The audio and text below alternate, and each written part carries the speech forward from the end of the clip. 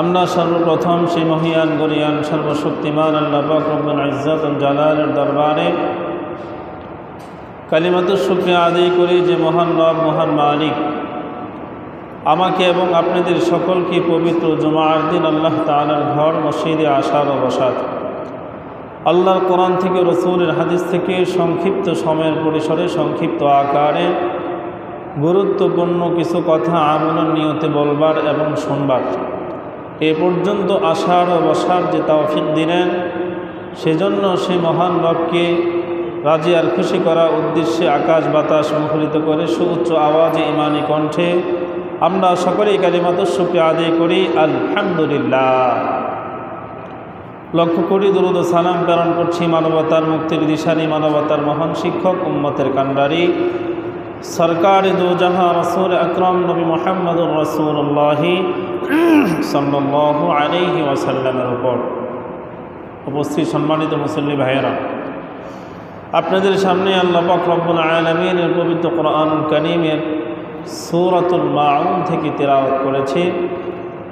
সরকার দু আলম নবীর অসংখ্য অগণিত হাদিসের ভান্ডার থেকে বুখারী ও মুসলিমের সমন্বয়ে ছোট্ট একখান হাদিসে পাক সাল্লাল্লাহু আলাইহি ওয়াসাল্লাম পাঠ করেছি। আল্লাহ তাআলা যেন আমাকে তৌফিক দান করেন আপনাদের খেদমতে আমলের নিয়তে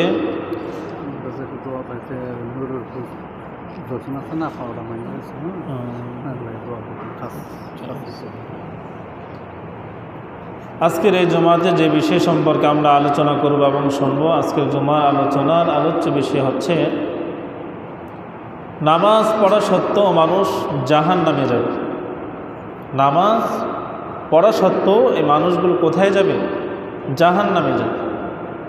হজ করা সত্ত্বেও এই মানুষগুলো জাহান্নামে যাবে। যাকাত আদায় করা সত্ত্বেও এই মানুষগুলো জাহান্নামে যাবে। দান সাদাকা সে করবে, তারপরেও সে জাহান্নামে যাবে। নামাজও সে পড়ে, হজও সে করে, দান সাদাকাও সে করে, কোরআন তিলাওয়াতও করে, পাগড়িও মাথায়, টুপিও মাথায়, দাড়িও আছে চাপায়, তার আর কি সুন্নতি জামাও আছে তার শরীরে, কি না আছে? মাশাআল্লাহ, দেখতে তো মনে হয় আসমান থেকে মাত্র জিবরাইল আমিন নামছে। সব ঠিক আছে, এরপরও এমন কি কাজ সে করছে যে কাজের কারণে এই কাজগুলো করা সত্ত্বেও তাকে জাহান্নামে যেতে হবে? আমাদের শোনার প্রয়োজন আছে নাকি নাই? অবশ্যই প্রয়োজন আছে। ছোটকাল থেকে শুনে আসছি, মুরব্বির অনেক সময় কথায় কথায় বলে থাকেন, একটাকে বলা হয় দরবেশ, আরেকটাকে বলা হয় দর্শে বেশ। দরবেশ আর দর্শে বেশ দুইটার মাঝে কিন্তু আকাশ জমিন তফাৎ। একটা হলো বেশ ধরছে, আরেকটা প্রকৃতপক্ষে সে দরবেশ হইছে। বেশ ধরা আর দরবেশ হওয়া দুইটা এক জিনিস না। দরবেশ হওয়াটা অনেক আমলের বদলতে, ইমানের মজবুতিয়তের কারণে, ইমানের পরিচ্ছন্নতার কারণে, শিরিক বিদাত কুফুর সকল জিনিস থেকে নিজেকে পরিত্যাগ করে এক আল্লাহর ওপর বিশ্বাসী হয়ে সরকার দু আলম নবীর খাঁটি উম্মত নিজেকে বানিয়ে রসুলের সুন্নাহর মাধ্যম দিয়ে হাঁটি হাঁটি পা পা করে অদ্য বয়স পর্যন্ত জীবনকে এমনভাবে কোরআন ও হাদিস দিয়ে সে সাজিয়েছে, স্বয়ং রব যখন সে ডাক দে আল্লাহ বলে, আল্লাহ সাথে সাথে বলেন লাব্বাইক ইয়া আব্দাল্লাহ, সুবহানাল্লাহ, হে আমার বান্দা আমি হাজির। একই বলা হয় দরবেশ, একই বলা হয় ফরহেজগার, একই বলা হয় মুত্তাকি, একই বলা হয় ইমানদার। আল্লাহ সুবহানাহু ওয়া তাআলা এর কোরআনের মাধ্যম দিয়ে আমরা জানব মানুষ নামাজ পড়া সত্ত্বেও কেন জাহান্নামী হবে। তিন শ্রেণীর ব্যক্তি নামাজ পড়া সত্ত্বেও তারা জাহান্নামে যাবে। কয় শ্রেণীর ব্যক্তি? তিন শ্রেণীর ব্যক্তি নামাজ পড়া সত্ত্বেও সে জাহান্নামে যাবে। এক নাম্বার, যারা অলসতা করে সঠিক সময়ে নামাজ পড়ে না, অলসতা করে, অবহেলা করে, সঠিক সময় কি করে না? নামাজ পড়ে না। নামাজের আজান হয়েছে, মুয়াজ্জিন সাহেব মসজিদের মাইক দিয়ে আজান দিচ্ছেন, মিনার থেকে আপনার কর্ণকুহরে আওয়াজ পৌঁছেছে, হাইয়া আলাস সালাহ, হাইয়া আলাল ফালাহ। আসো কল্যাণের দিকে, আসো সফলতার দিকে, আসো তোমার রবের দিকে, আসো তোমার আখিরাতের পরকালের যে ঘর জান্নাত হবে তার তালা খোলার জন্য চাবি বানাতে আসো। আসো তুমি কোথায় যাও, কোথায় দৌড়াও, কোথায় তোমাকে যেতে হবে, কি তুমি আজ অদ্য সময় পর্যন্ত সেই স্থানের জন্য সঞ্চয় করেছ? তোমাকে তোমার দয়াময় রব সম্পর্কে কে বলিয়েছে? ইয়া আইয়ুহাল ইনসান মা গররাকা বিরাব্বিকাল কারীম। হে মানব জাতি, তোমাকে তোমার দয়াময় রব আল্লাহ সম্পর্কে কোন জিনিস বলিয়েছে? কে তোমাকে ধোঁকা দিয়েছে? সে রবের মতো দয়া আর মায়া মোহাব্বত ভালোবাসা কেউ কি আর তোমাকে করতে পারে, অথবা কেউ কি তোমাকে দিয়েছে? না। এক বাক্যে এ কথা আমি নির্দ্বিধায় বলতে পারি, আমার আপন যদি থাকে, আপন যদি ছিল আর থাকবে অদূর ভবিষ্যতে, একমাত্র আমার আল্লাহ ছাড়া আর দ্বিতীয় কেউ আমার সবচেয়ে বড় আপন আর সাথী হতে পারে না। সব পর পৃথিবীতে যা দেখেন, নিজের সন্তান আর নিজ বিবি সবচেয়ে কাছের, বাবা মা সবচেয়ে কাছের না, এও পর্যন্ত একটু মরে দেখেন, শুধু কেউ নাই, কেউ নাই।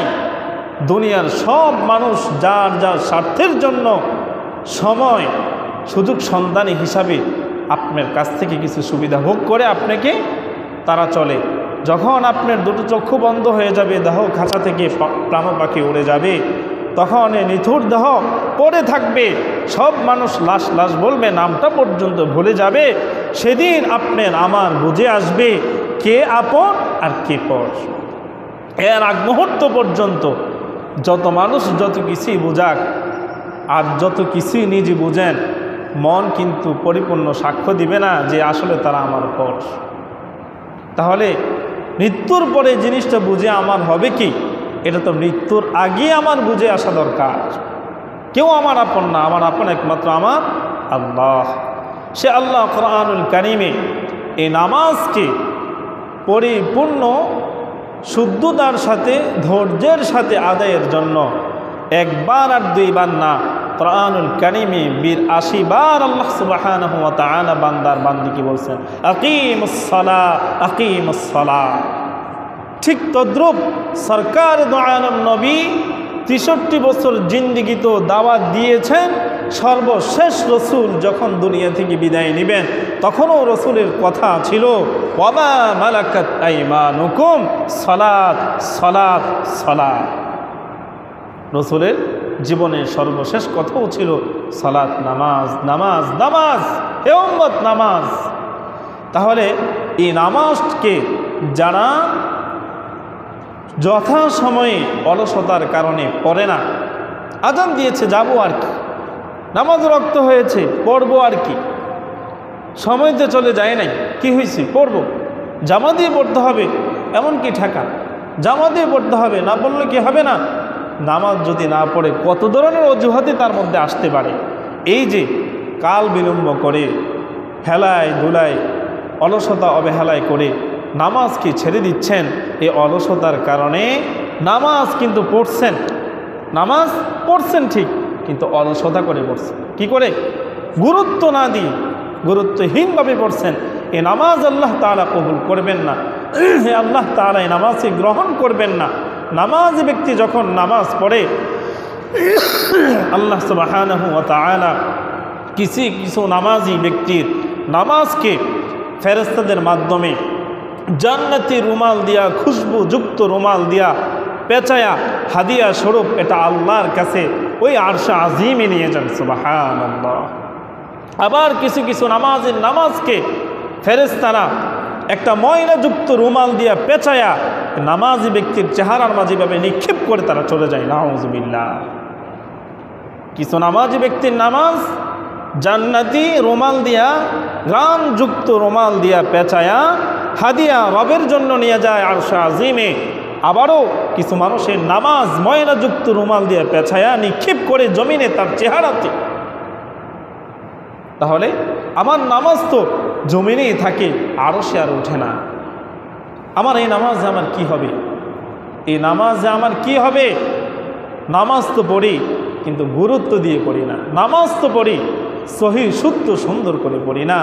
এজন্য যারা আমরা অলসতা করি, অবহেলা করি, পড়ছি তো পড়বো, কী হয়েছে একটু পরেই তো পড়তে পারবো, এখন পড়ার দরকার কি, তারা তো এখন বুঝতে পারছেন অলসতা অবহেলা করে নামাজ পড়লে নামাজ আল্লাহর কাছে কবুল হয় না। এই নামাজ পড়া সত্ত্বেও তাকে জাহান্নামে যেতে হবে। নাম্বার 2, যারা দায়িত্ব আদায়ের জন্য নামাজ পড়ে কিন্তু নামাজের বিধানগুলো যথাযথভাবে আদায় করে না। আল্লাহ তাআলা তার বান্দা আর বান্দি প্রাপ্তবয়স্ক হওয়ার পর থেকে মৃত্যু মুহূর্ত পর্যন্ত যতদিন জীবদ্দশায় পৃথিবীতে থাকবে ততদিন পর্যন্ত 5 ওয়াক্ত নামাজ নর এবং নারী প্রত্যেককেই দৈনন্দিন জীবনে আদায় অবশ্যই করা তার জন্য ফরজ। এই বিধান আল্লাহ কর্তৃক। এখন আল্লাহ ফরজ করছেন, না পড়লে গুনাহ হবে, এজন্য তার দায়িত্বটা সে কোনো রকম আদায় করে। কিন্তু নামাজের যে হুকুম, আহকাম, আরকান, সুন্নাহ, ওয়াজিব যেগুলো রয়েছে এগুলো যথাযথভাবে সে আদায় করে না, যথাযথ গুরুত্ব দেয় না। আল্লাহ তাআলা এই ব্যক্তির নামাজকেও কবুল করবেন না। এই নামাজ সে পড়ছে এর সত্ত্বেও তাকে জাহান্নামে দেওয়া হবে, নাউযুবিল্লাহ। নাম্বার 3, যারা লোক দেখানোর জন্য নামাজ পড়ে। কি দেখানোর জন্য? লোক দেখানোর জন্য।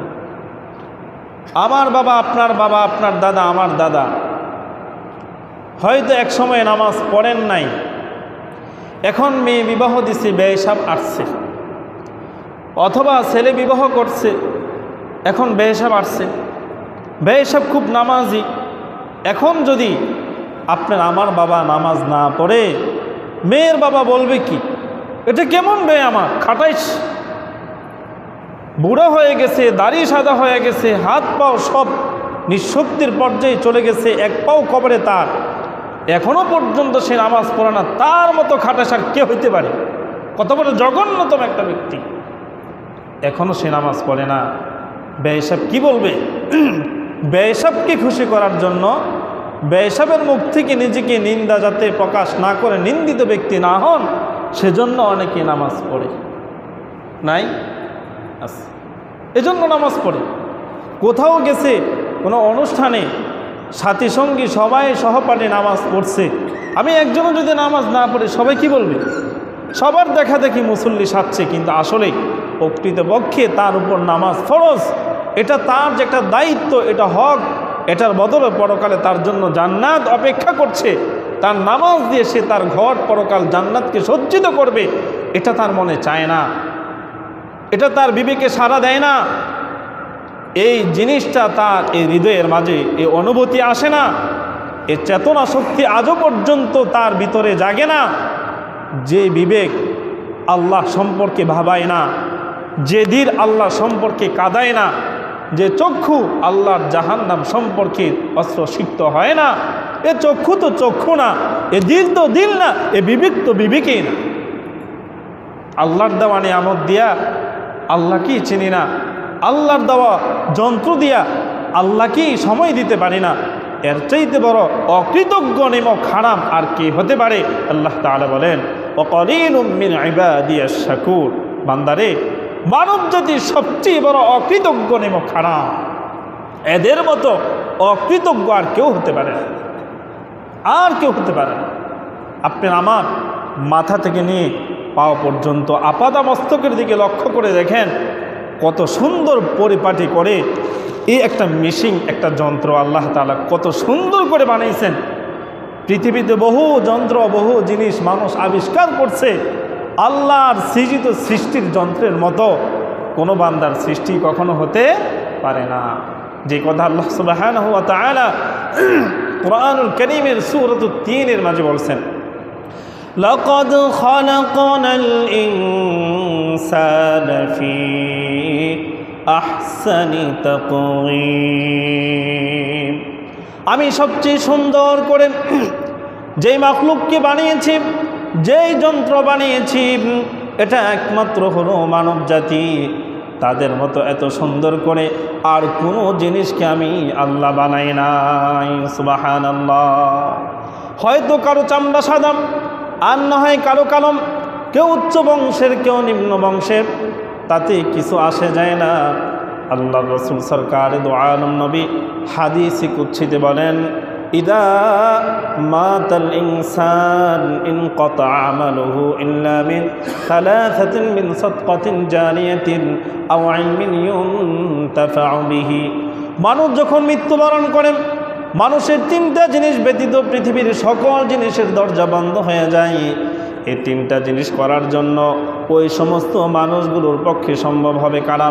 যারা এই পৃথিবীতে মানুষের দেহ সুন্দর না, চেহারা সুন্দর না, শক্তি তেমন না, কিন্তু এই মানুষটার দিলটা বড্ড বড় পরিষ্কার পরিচ্ছন্ন, এই মানুষটার দিকে আল্লাহ পাক রব্বুল আলামিন তাকায়া থাকেন। সুবহানাল্লাহ। স্বচ্ছ দিল, পরিচ্ছন্ন দিলওয়ালা, যার এই অন্তরের মাঝে বক্রতা নাই, ধোঁকাবাজি নাই, ঠকানোর কোনো চিন্তা ধান্দা নাই, এই মানুষদেরকে এই তিনটা জিনিস করার মতো, দুনিয়াতে রেখে যাওয়ার মতো আল্লাহ তাআলা তৌফিক দেন। আর না হয় দেন না, দেন না। এজন্য কালো সাদা আল্লাহ দেখেন না, মোটা চিকন আল্লাহ দেখেন না, ধনী গরিব আল্লাহ দেখেন না, গাছতলা নিচতলা দেখেন না, 10 তলা আর 1 তলাও আল্লাহ দেখেন না। আল্লাহ দেখেন আমার বান্দার এই কলবটা কেমন, দিলটা কেমন, এটা দেখেন। এজন্য আমি যে লোক দেখানোর জন্য নামাজ পড়ি, বেহিসাবকে দেখানোর জন্য নামাজ পড়ি, বেইন সাহেবাকে দেখানোর জন্য নামাজ পড়ি, সন্তান আমার আসছে বাড়িতে, যদি নামাজ না পড়ি সন্তান আমাকে বকাবদ্ধ করবে, খারাপ বলবে, সন্তানকে দেখানোর জন্য নামাজ পড়ি, তাহলে এই নামাজ হবে না, এই নামাজ আল্লাহর কাছে গ্রহণ হবে না, কবুল হবে না। এই নামাজ পড়া সত্ত্বেও তাকে জাহান্নামে যেতে হবে, নাউযুবিল্লাহ। তাহলে 3 শ্রেণীর ব্যক্তি নামাজ পড়া সত্ত্বেও তাকে জাহান্নামে যেতে হবে। 1 নাম্বার, যে যথা সময়ে নামাজ পড়ে না অলসতার কারণে। 2 নাম্বার, যে ব্যক্তি শুধুমাত্র দায়িত্ব আদের জন্য নামাজ পড়ে, কিন্তু নামাজের হুকুম, আহকাম, আরকান এগুলো পরিপূর্ণ হক আদায় করে না। নাম্বার 3, যে ব্যক্তি নামাজ পড়ে তবে লোক দেখানোর জন্য। 3 শ্রেণীর ব্যক্তির জাহান্নাম ছাড়া অন্য আর কিছু নাই নামাজ পড়া সত্ত্বেও। এখন কথা হলো, রাসূলুল্লাহ সাল্লাল্লাহু আলাইহি ওয়াসাল্লাম হাদিসে পাকের মাঝে ইরশাদ ফরমান, কাল কিয়ামতে হাসরের দিনে সর্বপ্রথম আল্লাহ সুবহানাহু ওয়া তাআলা বান্দা আর বান্দির কাছ থেকে সর্বপ্রথম যে জিনিসের হিসাব নেবেন এটি হলো নামাজ। এটা কি? ক্বালা রাসূলুল্লাহ সাল্লাল্লাহু আলাইহি ওয়াসাল্লাম, আউয়ালু মা ইউহাসাবু বিহিল আবদু ইয়াওমাল কিয়ামাতিস সালাহ। কিয়ামতের দিন সর্বপ্রথম আল্লাহ সুবহানাহু ওয়া তাআলা তার বান্দা আর বান্দির কাছ থেকে সর্বপ্রথম যে জিনিসের হিসাব নেবেন সেই জিনিসটার নাম হলো নামাজ। নামাজের হিসাব যখন আল্লাহ সুবহানাহু ওয়া তাআলা শুরু করবেন, বান্দা আর বান্দিকে জিজ্ঞেস করবেন, নামাজ কেন তুমি পড়ো নাই? হাদিসের বর্ণনায় এসেছে, কিছু মানুষ তখন তাদের অনেক ধরনের অজুহাত আল্লাহর কাছে প্রকাশ করবে। আল্লাহ, আমি এই কারণে নামাজ পড়ি না, ওই কারণে নামাজ পড়ি নাই। এই অজুহাতগুলোর মধ্যে বিশেষ কিছু অজুহাত রয়েছে। এগুলো কি? 1 নাম্বার হলো তারা বলবে, আল্লাহ আমরা অসুস্থ ছিলাম, অসুস্থতার কারণে নামাজ আমরা পড়তে পারি নাই। আল্লাহ তাআলা বলবেন, অসুস্থতার কারণে তুমি নামাজ আদায় করতে পারো নাই, তাই নাকি? হ্যাঁ, আল্লাহ সুবহানাহু ওয়া তাআলা তার একজন পয়গম্বর হযরত আইয়ুব আলাইহিস সালামকে ডেকে সামনে আনবেন। আনার পরে হযরত আইয়ুব আলাইহিস সালামকে দেখিয়ে ওই বান্দা আর বান্দিকে বলবেন, তাকে দেখো, উনি হলেন আমার একজন পয়গম্বর, যার নাম হযরত আইয়ুব। আমি আল্লাহ আমার এই পয়গম্বরকে এমন এক কঠিন আর জটিল রোগে আক্রান্ত করেছিলাম, যে রোগের কারণে মাথা থেকে নিয়ে পাও পর্যন্ত আপাদমস্তক পচে গিয়েছিল, তার শরীরের মাঝে পোকা পর্যন্ত বাসা বেঁধেছিল, পোকা তার শরীর থেকে খাবার পর্যন্ত গ্রহণ করেছিল। শরীরটা এতটা পছন্দ রয়েছে, শরীর থেকে পচা দুর্গন্ধ পর্যন্ত বের হওয়া শুরু করে দিয়েছিল, যেই দুর্গন্ধের কারণে নিজ বিবি সন্তান পর্যন্ত, প্রতিবেশীরা পর্যন্ত বাসা বাড়িতে আমাকে রাখেনি। আমার এই বান্দাকে, আমার এই নবীকে এই রোগের কারণে রোগের পচনের দুর্গন্ধের কারণে বিবি সন্তান প্রতিবেশীরা বাসা থেকে বের করে মানবহীন নির্জন একটি জঙ্গলে তারা রেখে এসেছিল। আর ওই জঙ্গলের মাঝে 1 মাস আর 2 মাস নয়, 1 বছর আর 2 বছর নয়, এক এক করে 12টি বছর পর্যন্ত আমার এই বান্দাকে আমি এমন রোগে আক্রান্ত করেছিলাম। 12 বছর পর্যন্ত আমার এই নবীকে এমন রোগে আক্রান্ত করার পরও, এমন রোগে আক্রান্ত হওয়া সত্ত্বেও আমার এই পয়গম্বর এক মুহূর্তের জন্য আমি আল্লাহকে ভুলে নাই। সুবহানাল্লাহ। তুমি বলো, আইয়ুব আলাইহিস সালামের মতো এমন কঠিন জটিল রোগে তুমি কি আক্রান্ত হয়েছিলে নাকি? যে রোগের কারণে পুরো শরীর পচে গিয়েছিল, যে রোগের কারণে শরীরে পোকামাকড় হয়েছিল, যে রোগের কারণে দুর্গন্ধ শরীর থেকে বের হয়েছিল, যে রোগের কারণে স্ত্রী সন্তান পর্যন্ত বাসা বাড়ি থেকে বের করে বন জঙ্গলে তোমাকে রেখে এসেছিল, যে রোগ 1 যুগ ধরে তোমাকে কষ্ট দিয়েছিল, এমন কঠিন জটিল রোগে তুমি কি আক্রান্ত হয়েছিল নাকি? কি উত্তর দিবেন? দেওয়ার মতো কোনো ভাষা নাই। এমন রোগে আক্রান্ত আমরা কেউ হয় নাই। তাহলে নবীরা এমন কঠিন জটিল রোগে আক্রান্ত হওয়ার পরও আল্লাহ নামাজ ছাড়েন নাই, আল্লাহর বিধান ছাড়েন নাই, আল্লাহ স্মরণ থেকে তারা বিরত হন নাই। তাহলে এমন কি রোগ হয়ে গেল যে রোগের কারণে তুমি নামাজ ছেড়ে দিলা? বান্দা এখন আমাকে বোঝাও। বুঝাইতে পারবেন আল্লাহ রে? পারবেন না? আমার কোনো রকম বুঝতেন মাঝে মাঝে, কেউ নামাজ পড়েন নাকি? আরে হুজুর শরীরটা খারাপ, কয়েকটা দিন বিছানা থেকে উঠতে পারি না। যদি বিশ্বাস করেন এমন ম্যাচ করে, পয়েন্টে ব্যথা। আমারে বুঝ দিয়ে চইলা যান। আল্লাহর কি বুঝ দিতে পারবেন? পারবেন আল্লাহর বুঝ দিতে? একটু চিন্তা করেন। 2 নাম্বার, আরেক শ্রেণী বলবে, আল্লাহ আমরা দায়িত্বশীল হওয়ার কারণে, কর্ম করার কারণে আমরা নামাজ সুন্দরভাবে আদায় করতে পারি নাই, সময়ের অভাবে নামাজ পড়তে পারি নাই, বড় মস্ত বড় ব্যস্ত মানুষ। আল্লাহ পাক রব্বুল আলামিন বলবেন, এমন কি দায়িত্বশীল তুমি ছিলা, এমন কি কর্ম তুমি করেছিলা যে দায়িত্ব আর কর্মের কারণে নামাজ পড়ার তুমি সুযোগ পাও নাই? আল্লাহ সুবহানাহু ওয়া তাআলা হযরত সুলাইমান আলাইহিস সালামকে ডেকে সামনে আনবেন। আল্লাহ তাআলার পয়গম্বর সুলাইমান আলাইহিস সালাম শুধু বাংলাদেশ শাসন কায়েম করেন নাই, শাসন করেন নাই, পৃথিবীর শুরু থেকে একদম শেষ অন্তিম মুহূর্ত পর্যন্ত পুরা পৃথিবী যিনি শাসন করেছিলেন তিনি 2 জনের মাঝে একজন হলেন আল্লাহর পয়গম্বর হযরতে সুলাইমান আলাইহিস সালাম। আমার এই নবী পুরা পৃথিবীকে শাসন করেছিলেন। ওনার ব্যক্তিগত জীবন পরিচালনা করেছেন, পারিবারিক জীবন দেখেছেন, সামাজিক জীবন দেখেছেন, রাষ্ট্রীয় জীবন দেখেছেন, আন্তর্জাতিক জীবন দেখেছেন। নিজের হক, নিজের বিবির হক, সন্তানের হক, প্রতিবেশীর হক সব কিছু সামাল দেওয়ার পরও আমি আল্লাহর নামাজ কি সে কখনো বলে নাই। তাহলে আমার এই নবী থেকে বেশি তুমি কি দায়িত্বশীল ছিলা? তার থেকে বেশি ব্যস্ত ছিলা? তার থেকে বেশি দায়িত্ব তোমার ছিল? বলো তো কেউ? কয়টা দেশ আপনি শাসন করে? কয়টা ফ্যামিলি আপনার আছে? কয়টা সন্তান আপনার আছে? আল্লাহকে আপনি ব্যস্ততা দেখান, ব্যস্ততার কারণে নামাজ পড়ার সুযোগ পান। নাম্বার 3, আরেক শ্রেণীর মানুষ বলবে, আল্লাহ ভালো পোশাক আমার ছিল না, ভালো পরিবেশ আমার ছিল না, নামাজ পড়ার জন্য ভালো পোশাকের প্রয়োজন, নামাজের জন্য সুন্দর পরিবেশের প্রয়োজন। আল্লাহ পাক রব্বুল আলামিন হযরত আবু তালহা রাদিয়াল্লাহু তাআলা আনহুকে ডেকে আনবেন আর বলবেন, এই যে দেখো আমার পয়গম্বর হযরত মুহাম্মদুর রাসূলুল্লাহ সাল্লাল্লাহু আলাইহি ওয়াসাল্লামের একজন সাহাবী, তার জন্য আল্লাহ নবীর কাছে সাহাবায়ে কেরাম একাধারে কয়েকদিন অভিযোগ করেছেন, ইয়া রাসূলুল্লাহ, ইয়া হাবিবাল্লাহ, আপনার এই সাহাবী প্রত্যেক দিন সবার শেষে মসজিদে আসে, কিন্তু সবার আগে এই মসজিদ থেকে বাসায় ফিরে চলে যায়।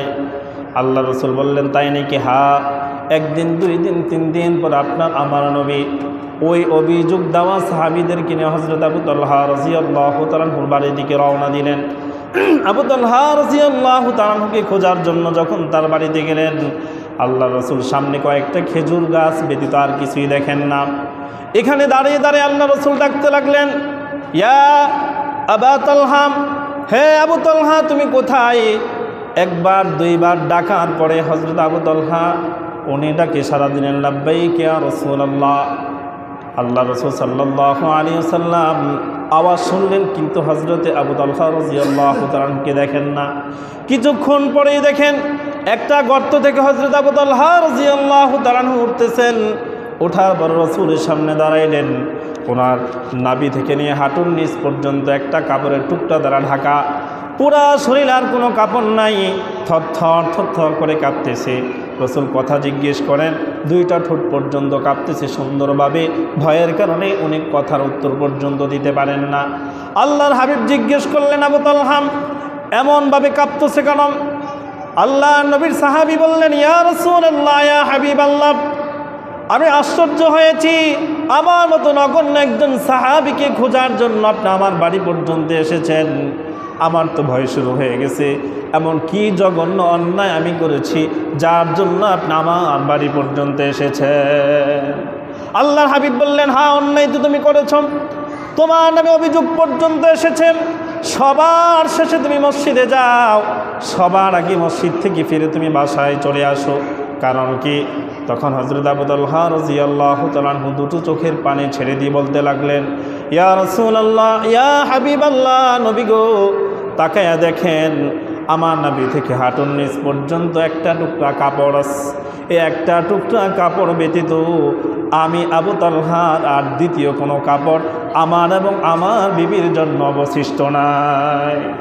ইয়া রাসূলুল্লাহ, যখন নামাজ রক্ত হয়ে যায় আমি আমার বিবিকে বলি, কাপড়টা তাড়াতাড়ি আমাকে দাও। ওই গর্তের মাঝে বসবাস করে আমাদের কোনো ঘর নাই। আমার বিবি তার পরন থেকে কাপড়টা খুলিয়া আমি আবু তালহাকে যখন দেয়, কাপড়টা আমি পরি, আমার বিবি মাটির ঘরের একটা কোনায় লুকাইয়া যায়। আমি আবু তালহা সেই কাপড়টা পরিয়া দৌড় দিয়ে আপনি নবীর পিছনে নামাজ পড়ার জন্য মসজিদে নববীতে হাজির হয়ে যায়। সামনের কাতারের মুসল্লি আমি হতে পারি না, আমার সেই ভাগ্য আজ পর্যন্ত জুটে নাই। নবী গো, যখন আপনি সালাম ফিরিয়ে নামাজটাকে শেষ করে দেন, আমি আবু তালহা মনের ব্যথাগুলো পর্যন্ত আপনার সাথে আল্লাহর কাছে আমি বলতে পারি না। আমার মনের ব্যথা মনে নিয়ে আবারও আমি দৌড়াইয়া সবার আগে আমি বাসায় চলে যাই। আবার এই মাটির ঘরে ঢুকে আমার পরন থেকে এক টুকরা কাপড় খুলে আমার বিবিকে দেই। আমার বিবি এক টুকরা কাপড় পরিধান করে, আমি আবার মাটির গর্তে লুকাইয়া যাই। আমার বিবি তখন নামাজ আদায় করে নবী। এই কারণে আমি প্রত্যেক দিন সবার শেষে যাই, সবার আগে মসজিদ থেকে ফিরে যাই। সুবহানাল্লাহ। বলুন তো, আমাদের এমন কারো কাপড়ের সংকট আছে নাকি? কাপড়ের অভাব নাই। কতটা কাপড় আপনার আমার আছে অনেকে নিজে পর্যন্ত জানি না। আর কত সুন্দর ঘর, একতলা, দুইতলা, তিনতলা, পাঁচতলা মাটির ঘরও বর্তমান কত সুন্দর করে রাখি। তারপরেও বলি আমাদের সুন্দর বাসা বাড়ি না।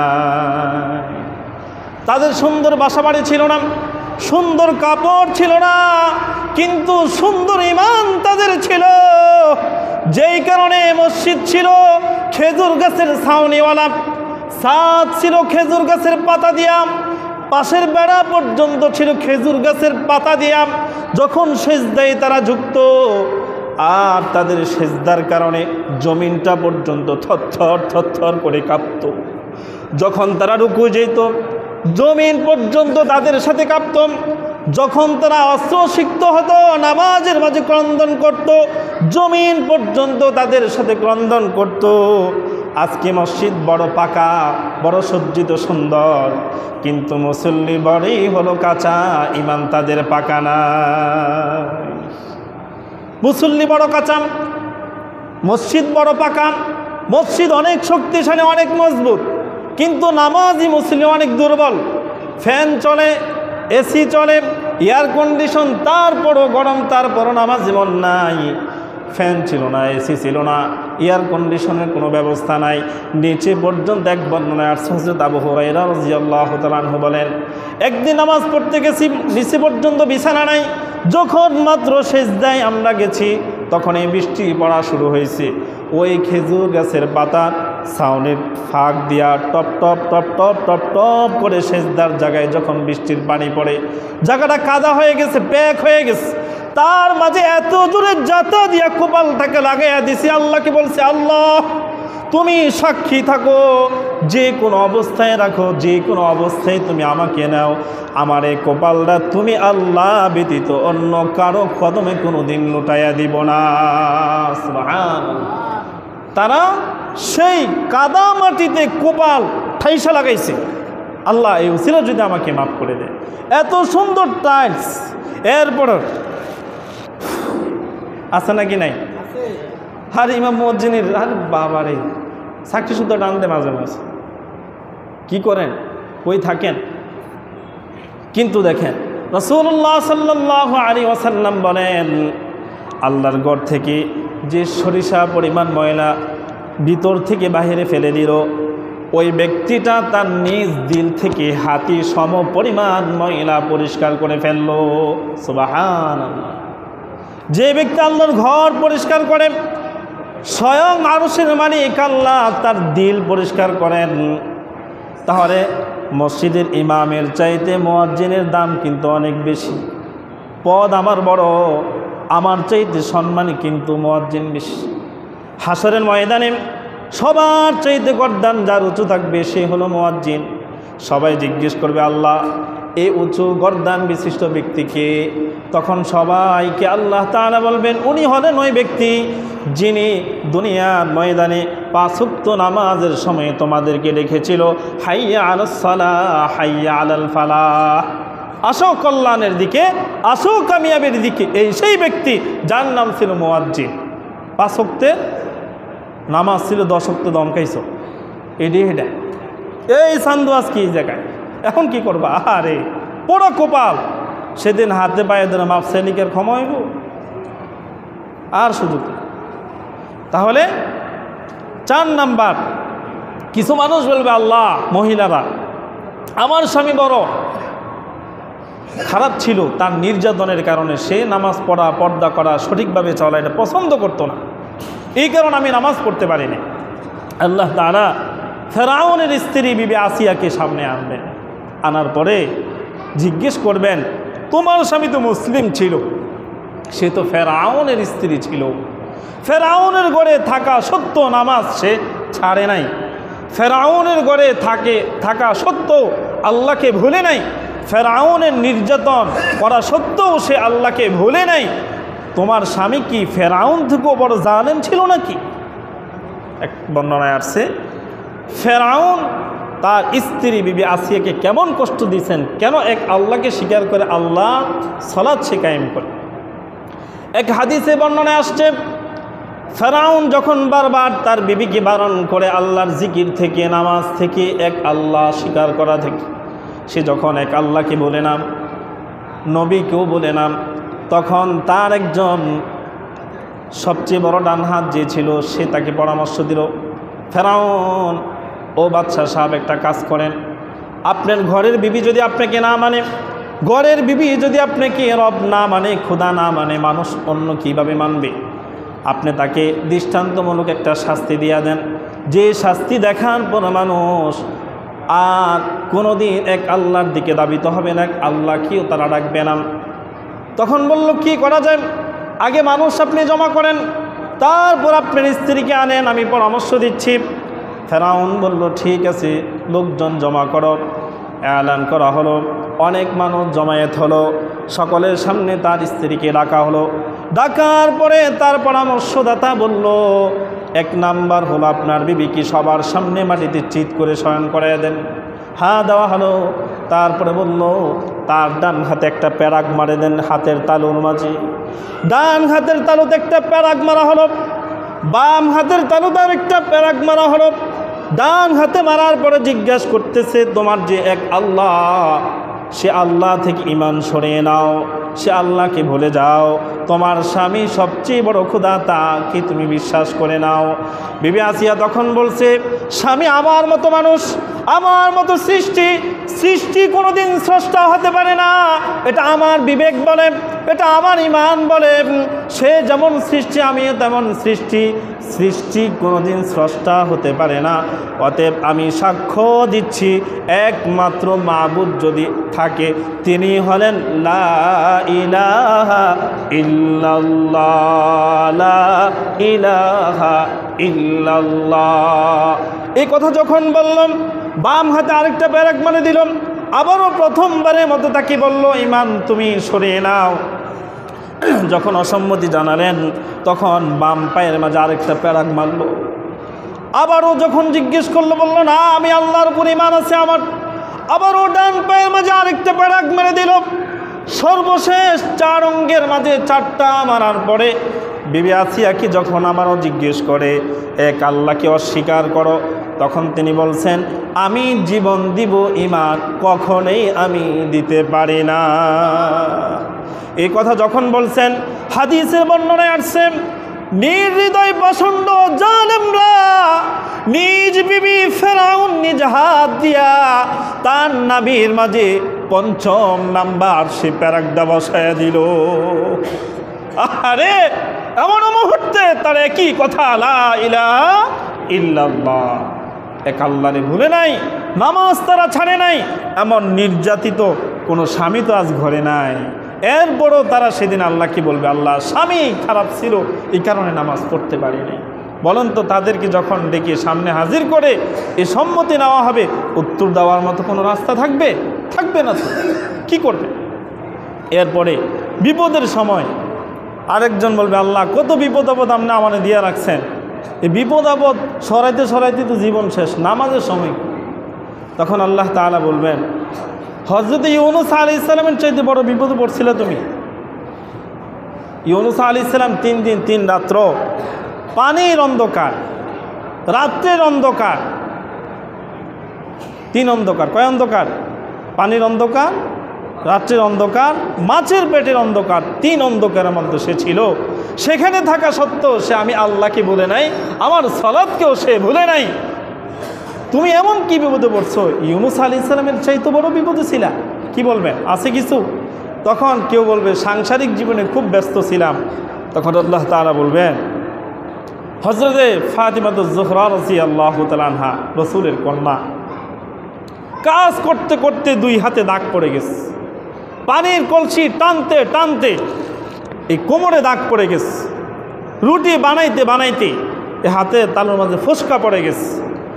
এরপরেও সংসারের কাজের জন্য কোনোদিন স্বামীর সাথে ঝগড়া করে নাই, 2 কথা স্বামীর সাথে কোনোদিন হয় নাই। আর তাদের মতো জীবন কি আমাদের? রাসূলুল্লাহ সাল্লাল্লাহু আলাইহি সাল্লাম বলেন, আমি এক সফর বের হয়েছি, সেই তায়েফে 1 মাস কাটিয়েছিলাম। সেখান থেকে ফেরার পথে আমি অনাহারে 1 মাস পর্যন্ত এই পেটের ক্ষুধা নিয়া আমি যখন মদিনায় ফিরে আসলাম, মসজিদে নববীতে 2 রাকাত নামাজ আদায় করলাম। চিরাচরিত আমার অভ্যাস অনুযায়ী আমি ফাতেমার বাড়ির দিকে রওনা দিলাম তাকে দেখার জন্য। আল্লাহর হাবিব যখন ফাতেমার বাড়ির দিকে রওনা দিলেন, 1 মাস পর্যন্ত রাসূল খান নাই, অনাহারী, শরীরটা জীর্ণ শীর্ণ হয়ে গেছে, কেমন দুর্বল হয়েছেন হাদিসে বর্ণনায় আসছে। আল্লাহ রাসূল যখন ফাতেমার বাড়ির দিকে রওনা দিলেন, বাতাস যখন আসে, দিনের নবী মুহাম্মদুর রাসূলুল্লাহ এতটা জীর্ণ শীর্ণ হালকা হয়ে গেছেন, বাতাসের কারণে আল্লাহর নবী জমিনের মাঝে হেলে দুলে পড়ে যায়। 1 বার আর 2 বার নয়, আমার নবী কয়েকবার যখন পড়ে গিয়েছিলেন, কিছুক্ষণ পর আপনার আমার নবী একটা পাথর নিয়ে এই কোমরে পেটের মাঝে শক্ত করে বাঁধাই করলেন। কেন? যাতে করে শরীরটা একটু ভারী হয়, বাতাস রসুলকে ফেলে দিতে না পারে। আল্লাহ রসুল আস্তে আস্তে করে ফাতেমার বাড়ি পর্যন্ত যাওয়ার পরে তার কামরার মাঝে এইভাবে নক করলেন। নক করার পরে ভিতর থেকে আওয়াজ আসলো, কে গো তুমি? আল্লাহর হাবিব বললেন, মাগো আমি তোমার বাবা মুহাম্মাদুর রাসূলুল্লাহ সাল্লাল্লাহু আলাইহি ওয়াসাল্লাম। ও বাবা, এতদিন পর্যন্ত তুমি কোথায় ছিলাম? আল্লাহর হাবিব বললেন, তুমি আগে দরজা খোলো, তারপর তোমার সাথে কথা বলবো। হযরতে ফাতিমা রাদিয়াল্লাহু তাআলা ভিতর থেকে বললেন, বাবা গো, আপনার সাথে সাক্ষাৎ দিব, 17 টাকা পরিমাণ কাপড় পর্যন্ত আমি ফাতেমার শরীরে নাই। দরজা তো আমি খুলতে পারবো না। আপনার আমার নবীর শরীর মোবারক থেকে চাদর মোবারক খুলিয়া দরজার উপর দিয়ে ভিতরে নিক্ষেপ করলেন। করার পর আপনার আমার নবীর মেয়ে ফাতেমা রসুলের সেই চাদর মোবারক শরীরে ঢাকলেন। ঢাকার পরে দরজা খুললেন।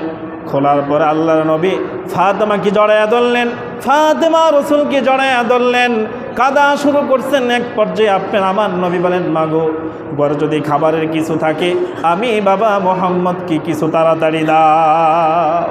হযরত ফাতিমা বলা শুরু করলেন, ইয়া রাসূলুল্লাহ, ইয়া হাবিবাল্লাহ, বাবা গো আজ থেকে 30 দিন আগে 1 মাস পূর্বে আপনি আমার কাছ থেকে বিদায় নিয়েছিলেন। ওই দিন থেকে শুরু করে আজ অদ্য এই 30 দিন 1 মাস যাবৎ আমার ঘরে আজও পর্যন্ত চুলাতে আগুন জ্বলে নাই। বাবা গো আপনি যেমন অনাহারে ঠিক আমিও তেমন অনাহারে, আমার স্বামী অনাহারে, আমার 2টো সন্তান হাসান আর হোসেন ওই যে দেখেন মাটির মাঝে ক্ষুধার যন্ত্রণায় হামাগুড়ি খেতে খেতে তারা ঘুমাইয়া গেছে, মাটির মাঝে তারা ঘুমান্ত অবস্থায়। আল্লাহ রাসূল এই অবস্থা দেখিয়া ঘর থেকে বের হয়ে গেছেন। এক ইহুদের কাছে গিয়ে বললেন, আমাকে একটু কাজ দাও। তার খেজুর বাগানে কাজ দিল। কূপ থেকে বালতি দেওয়া পানি উঠাইয়া খেজুর গাছের গোড়ায় ঢালতে শুরু করলো। কয়েক বালতি ঢালার পরে ওই বালতির সাথে রশি ছিঁড়ে বালতি নিচে পড়ে গেল।